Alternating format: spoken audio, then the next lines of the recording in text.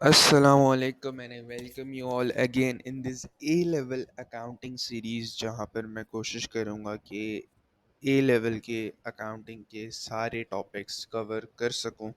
ठीक है, हम शुरुआत करेंगे A's के टॉपिक्स के एंड देन फिर A level A2 यानी।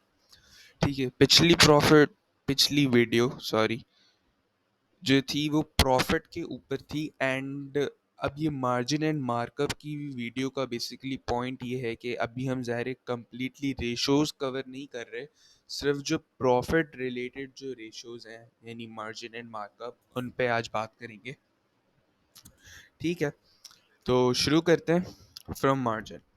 मार्जिन जो है वो profit expressed as a percentage of selling price और नेट सेल्स है। ठीक है, नेट सेल्स और ये जो फार्मूला है नेट सेल्स, इसलिए मैंने यहाँ पे लिखा है कि अगर एग्ज़ाम में जब ज़ाहिर मार्जिन रिलेटेड क्वेश्चन आएगा तो नेट सेल्स लिखी जाएंगी। यहाँ पे ग्रॉस प्रॉफिट होगा, नेट प्रॉफिट नहीं होगा।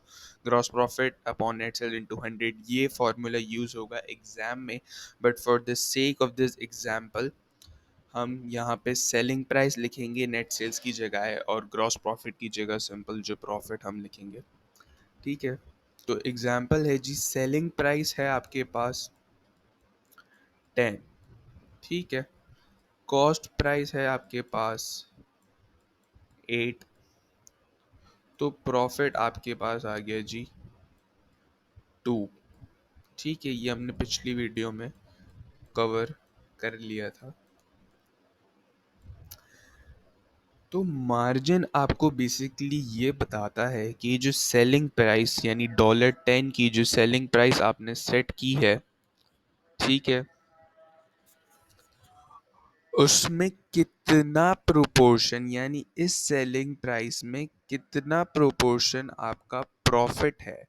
आपने इस सेलिंग प्राइस में कितना मार्जिन का प्रॉफिट सेट किया है और फिर ये सेलिंग प्राइस सेट की है। ठीक है, अब ज़रा इसको फॉर्मूला में अगर हम लिखें तो ग्रॉस प्रॉफिट की जगह हम सिंपल प्रॉफिट लिख देंगे, नेट सेल की जगह सेलिंग प्राइस लिख देंगे इनटू 100।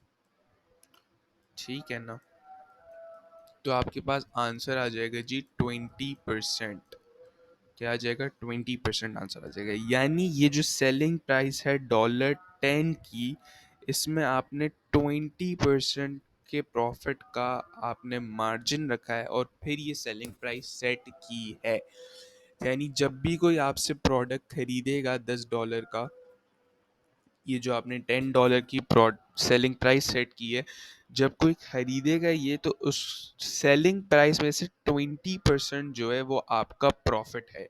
आपने ये सोच के ये सेलिंग प्राइस सेट की है कि जो इसमें 20% है सेलिंग प्राइस में, वो आपका प्रॉफिट है। ठीक है, तो ये होता है margin, profit express as a percentage of selling price slash net sales. Markup पे आ जाते हैं। Markup is profit expressed as a percentage of cost price slash cost of sales. ठीक है, अगेन कॉस्ट ऑफ सेल्स और ये जो formula है ये आप पेपर के लिए यूज़ करेंगे। Cost price is for the sake of this example. ठीक है, एग्जांपल यही वाली हम कंटिन्यू करेंगे। सेलिंग प्राइस 10, सीपी 8 और प्रॉफिट 2। तो प्रॉफिट था आपके पास 2, कॉस्ट ऑफ सेल्स थी जी 8 मल्टीप्लाई बाय 100। ठीक है, तो आंसर आपके पास आ गया जी 25%।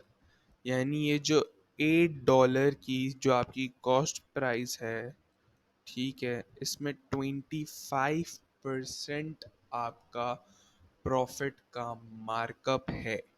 8 का 25% 2 होता है। ठीक है, तो ये जो 25% है इस कॉस्ट प्राइस का, ये है आपका प्रॉफिट।